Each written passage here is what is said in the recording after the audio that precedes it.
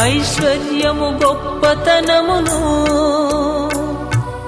కలిగించు దేవుడవీవే, హెచ్చించువాడవును బలమిచ్చువాడవు నీవే. అల్పుడను మంటి పురుగును నన్ను ప్రేమించినావు, ప్రాణమును నీ సర్వమును నా కొరకై అర్పించినావు. ఎంతటి వాడను నేను యేసయ్యా, కొంతైనా యోగ్యుడను కానయ్యా.